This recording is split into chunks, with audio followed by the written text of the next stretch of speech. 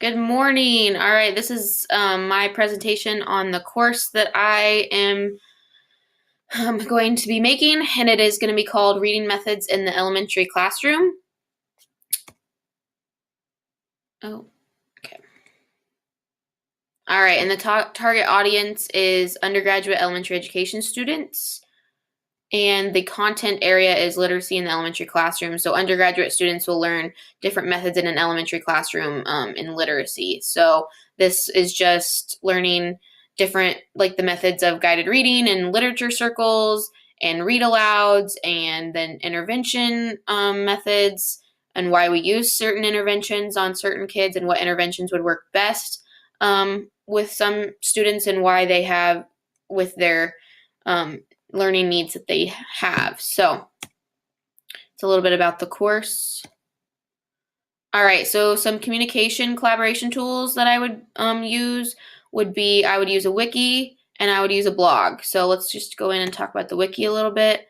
So why would I choose a wiki? Wikis are good for collaboration with peers, and it makes group work a lot easier.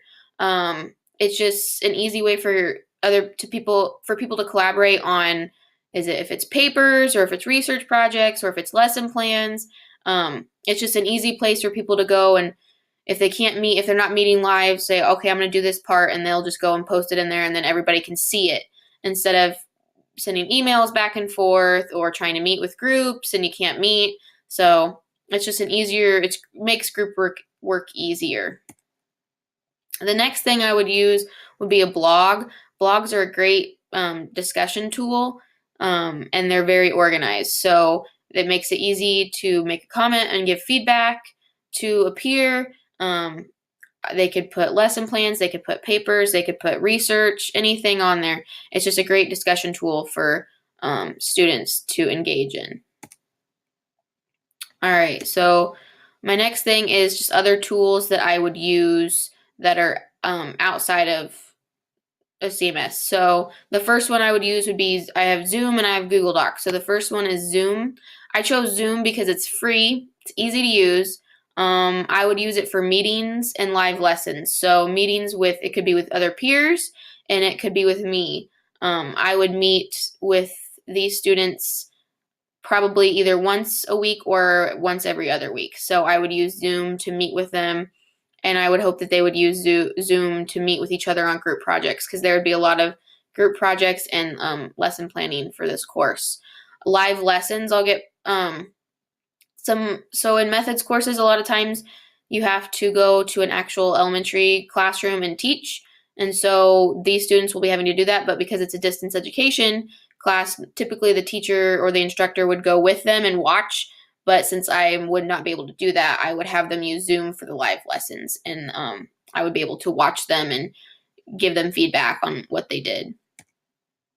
Google Docs, I would use Google Docs for lesson plans and live feedback and running lesson plans. So what running lesson plans means is that they would put every lesson plan that they write in the course, they would keep it in one Google Doc. This would make it easy for me to find. They would also submit them on the Blackboard or whatever we're using, but this would give me access to give them live feedback, and I would also have them share it with peers for the peers to give them live feedback as well. All right.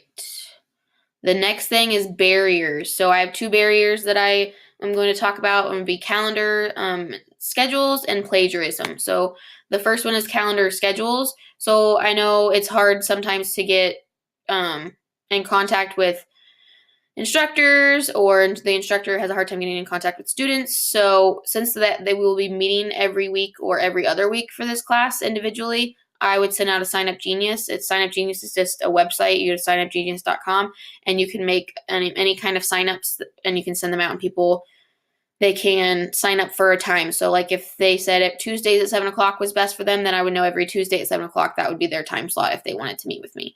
I would also set up office hours so that they know that during this time during the day they could get a hold of me and I would be available. Plagiarism. So that's a big barrier. A lot of times some students don't know, especially undergrads, if they're new freshmen and they haven't been in college very long, then plagiarism is a big thing. It's also a big thing for older students too, but I would have a Collaborate meeting for to go over the plagiarism policy, and I would use Turnitin.com to make sure that for their papers and stuff, to make sure that they are not plagiarizing. One difficulty I would have for this class would be the classroom teaching portion of it. So, like I said earlier, I would use Zoom to have that when they they would go to a class, an elementary where they're at, and I would use Zoom to make sure to watch their live lessons. If I wasn't able to, I would have the classroom teacher or so I would have the student videotape themselves and have the classroom teacher fill out something about feedback on what they did. So that's just a little bit about my course. If you have any questions, please feel free to ask me. Have a good day. Pause. It's not pausing.